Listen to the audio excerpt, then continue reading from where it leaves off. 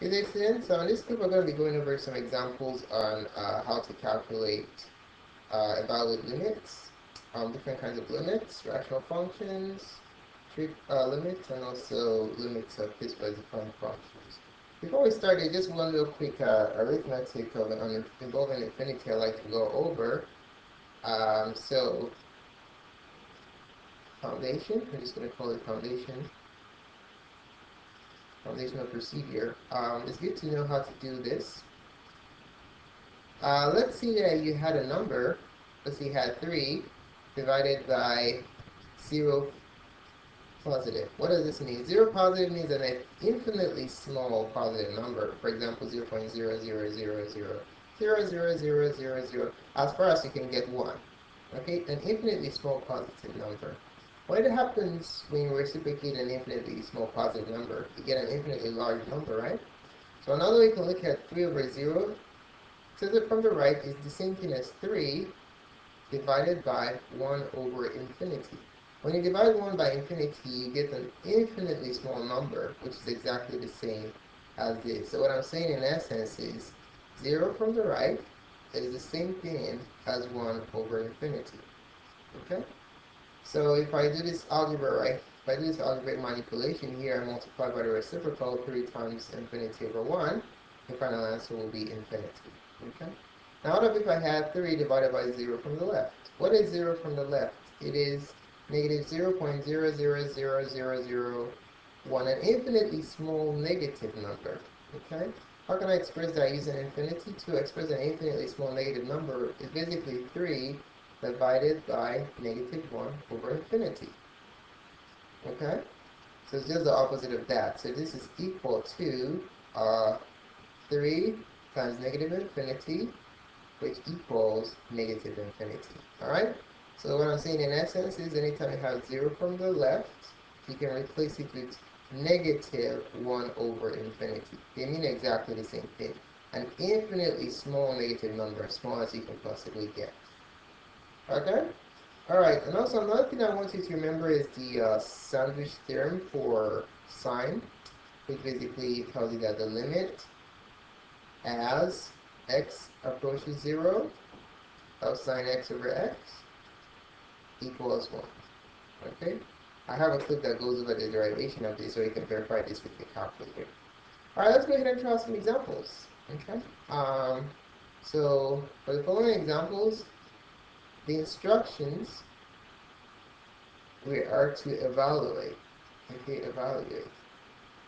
Number 1, evaluate the limit as x approaches 4 from the right of 3 over x minus 4. Okay? Alright, to do this, we're going to plug in 4 from the right into this expression right here, which is equals 3 over 4 from the right minus 4, which equals 3 over 4 from the right minus 4. You have a very small positive number, which is 0 from the right. Okay, so remember what we just talked about? 0 from the right is the same thing as 1 over infinity. Okay, so this is 3 over 1 over infinity. My 1 over infinity is kind of off center. Let me write it again. So, sorry about that. 1 over infinity. And then you can multiply by the reciprocal, 3 times the reciprocal of that, infinity over 1. And your final answer is infinity. Okay? Alright. Had it been plugged in 4, you think that the limit does not exist because you have 3 over infinity, but the directional limit here exists from the left or right. But the double-sided limit in this case does not exist. Okay? Number 2. What is the limit as x approaches 0 of sine 5x over 3x? Okay? Now to do this, you have to be really careful. Remember, using the sandwich theorem, the variable for sine and the denominator have to be identical, right?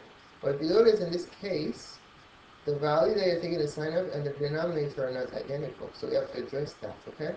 So I'm going to use the constant limit rule for limits to do the following computation. So I'm going to write this as limit as x approaches 0 of 1 over third times sine 5x over x. Now the constant rule allows me to factor out the constant out of the limit because it's independent of the direction of x. So it's going to become 1 over 3 of the limit as x approaches 0 of sine 5x over x. Now the goal is I want to make this sine argument identical with this denominator right there. So how do I accomplish that? So I know that this is 5xy, I need is a 5 here. So how do I introduce 5 to this expression without changing the expression? So all I just do is multiply by a variation of 1, namely 5. So multiply by 5 in the numerator and the denominator. So multiply by 5 over 5. Okay? Alright, I'll use the constant law of limits to factor this 5 to the numerator here, and then this 5 is just going to go to the denominator there. So I'm going to have 5 over 3, this one getting tossed up to the front, times the limit as x approaches 0 of,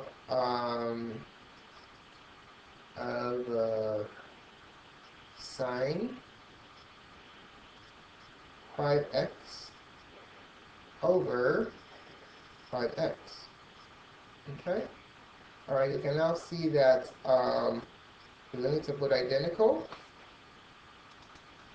Alright, so if we take a look at this limit right here, it's similar to the sandwich theorem, like I just said, but we have to be careful. You notice in the sandwich theorem that the variables and the limit, the value of the limit are identical. That's a requirement in order for you to use the sandwich theorem.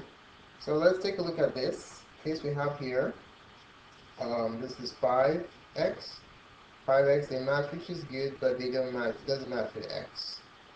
So we need to fix that. So the question is, as x approaches 0, what does 5x approach? Is it obvious that 5x approaches 0 as x approaches 0? Obviously, right? Because we 5x is 5 times x, and as x gets really, really close to 0, this whole expression is just a multiple, is 5 times that value, so it also approaches 0. So 5x approaches 0 as x approaches 0. Okay, so that's the bottom line there. So in this case, let's just write down the remark. We just say that as x approaches 0, 5x also approaches 0, because 5 is a multiple of what this value is approaching, which is 0. So we can rewrite this limit as 5/3 of the limit as 5x approaches 0 of sine 5x over 5x.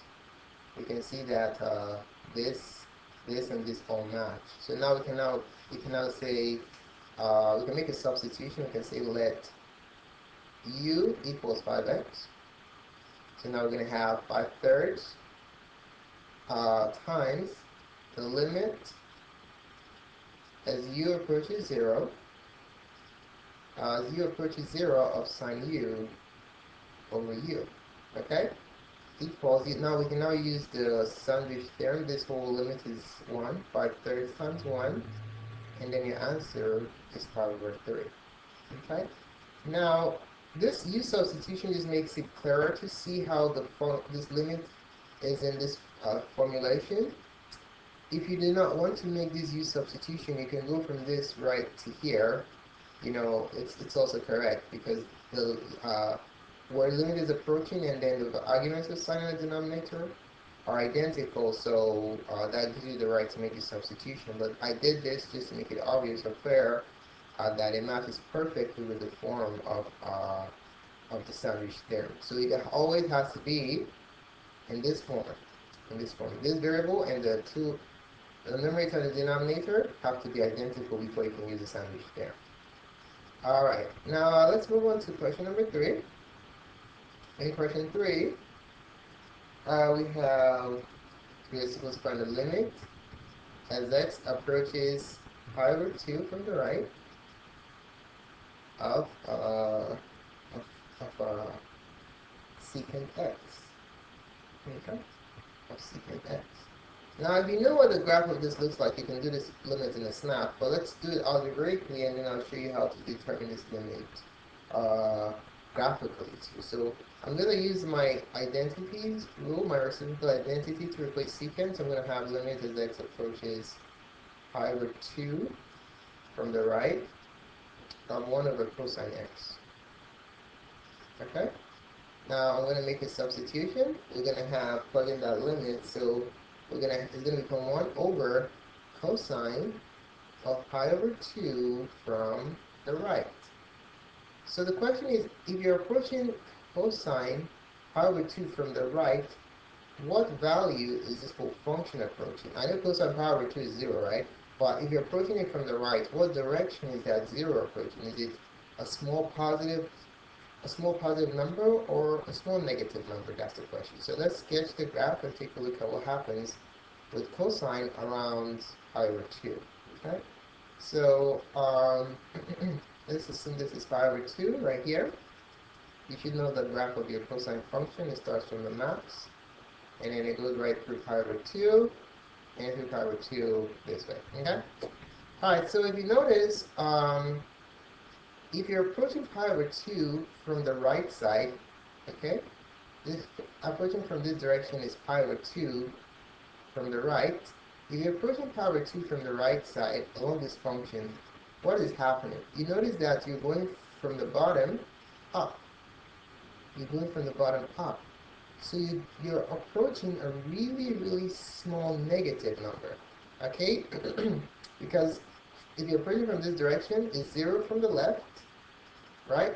0 from a negative number, and then if you're approaching from the top, it's going to be 0 from the right. Okay? So we're getting really, really close to a very, very small negative number, right? So we can say like around here is negative 0.5, and then as you get closer, it's like negative 0.05. So it's getting close to a really, really small positive number, okay? So 1 over cosine pi over 2 is the same thing as, from the right, is the same thing as 1 over a very, very small negative number, since we're approaching from the bottom. I didn't mean we're approaching from the top, it would be positive, okay? So what is 1 over a very small negative number is the same thing as 1 over the reciprocal of negative infinity. If I drop, change, flip, or multiply by reciprocal, I have 1 times negative pi over 1, multiply that out. The final answer is negative infinity, and there you have it. Okay? Now let's take a look at the graph of secant theta using a graph. It's a piece of cake to deal with the graph, using the graph. But it's a painful graph to sketch. That's why most people won't like to use it, but if you know what the graph looks like, it's a breeze. Okay, so let's sketch the graph of secant theta real quick. And then we're going to use that to determine what the limit is, alright? So, I normally generate my graph of secant using cosine, since cosine is a reciprocal of that. I just sketch my cosine graph, and then I use it to draw my secant graph, okay? So let's just say this is pi over 2, and this is pi right here. So sine starts from the numerator, I'm not saying numerator, starts from the top. I'm going to make it dirty, right? It goes right through pi over 2 down to pi, something like that, okay? So that's what the standard cosine graph looks like. Everybody knows what a cosine graph looks like. If you don't, you might want to go and review it, okay? Alright, so for secant, there is an asymptote whenever cosine is 0. So cosine is 0 at pi over 2, so we have an asymptote right there. So I'm going to draw my secant curve in green. So it looks something like this. Straight up, like that, with an asymptote right there, and then down here, oh sorry, from right here, it goes straight down like this, and there's an asymptote right there, okay? So the pattern just continues forever, like it goes up like that, makes a U in the other direction, something like that, and then this one makes another U here. And then the pattern just continues on and on and on forever. Okay? Anyway, what we care about is as it approaches pi over 2, you notice that this function has a discontinuity here. So as you're approaching from the right, as you're approaching power 2 from the right, what value is the function approaching? You know, it's going down forever, down to where? Down to negative infinity. So this makes it obvious that as you're approaching power 2 from the right, the function is going down to negative infinity. So this shows that the limit as x approaches power 2 from the right of the secant function, we're looking at the green one now. Okay, don't get confused. We're looking at the green one. As this green function approaches this vertical asymptote from the right, it dips down forever to where? To negative infinity. So there goes your answer using the graph. Okay, same as that. Thanks so much for taking the time to watch this presentation. You can please subscribe to my channel to help support the creation of videos such as this. You can share with your friends on Facebook or Twitter or Google+. More videos can be found on mycoexcerpt.com. Thanks again and have